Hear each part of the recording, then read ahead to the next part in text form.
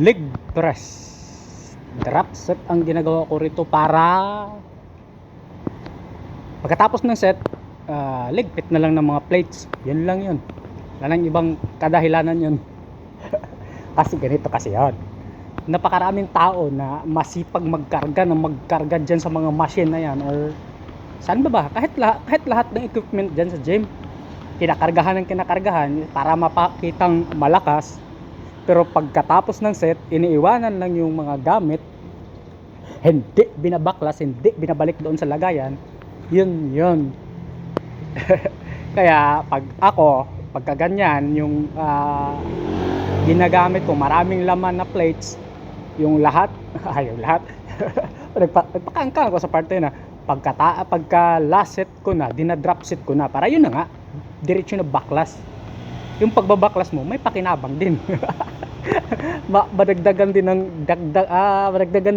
ng angalay ng mga paa mo. Ano lang yun. Tsaka ang position ko pala dito, tinaasan ko na.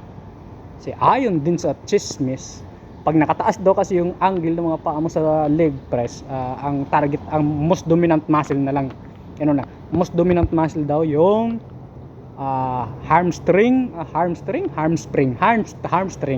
tsaka glutes. Kaya ganun yun. Galing ako nag-squat sabi naman nila, pagka nag-squat ka raw, ang pinaka-dominant muscle sa legs yung quads. Binalik-balik pa para lang may masabi. Wala naman talaga akong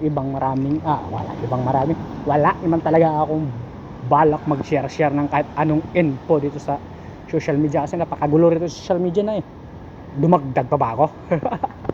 Ganun lang yun. Kasi kung magpapiling-piling ako magaling dito, marami pa akong kuda na dapat ganito ganyan, wag na, lalo pa sila maguluhan. Ganito lang. Kahit anong position pa yung ginagawa mo, basta hindi ka lang umaabot doon sa puntong ma-injury ka, goods yan. Kasi wala naman talagang ibang gagamitin mo dyan kundi muscle. Kahit paanong position yan. Yun na nga lang, minsan yung magkamali yung understanding natin. Tama ba? Basta ganun yun. Kunyari, pakiramdam mo lats yung lats naman pa rin pala talaga. Di ba?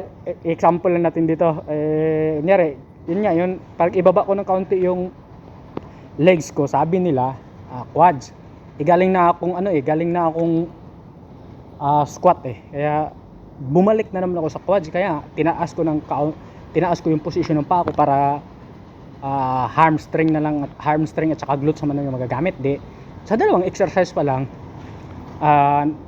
na workout ko na yung buong legs. Bigla ako, di ba sabi ko wala palang info akong ibahagi. Ganito kasi yun, nagpiling magaling lang ako. Yun na nga,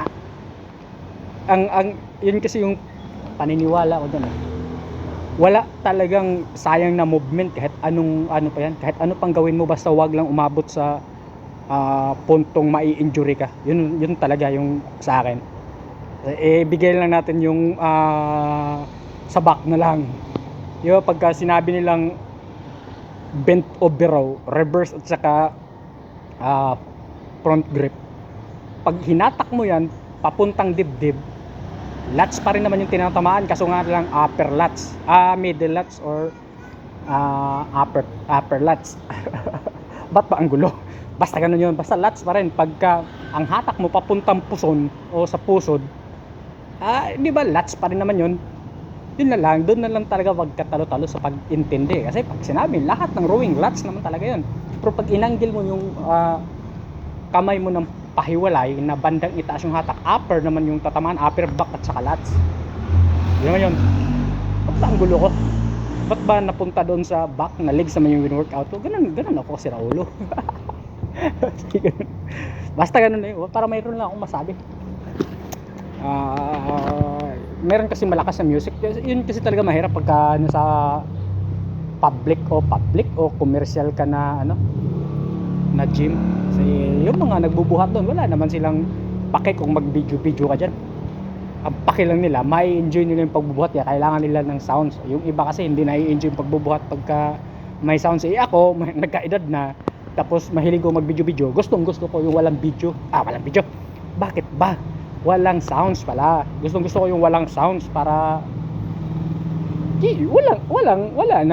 wala nang extra hassle pagka nag-download ka ng video sa mga social media site. Kasi hindi mo na kailangan mag voice over eh. Ganun yun.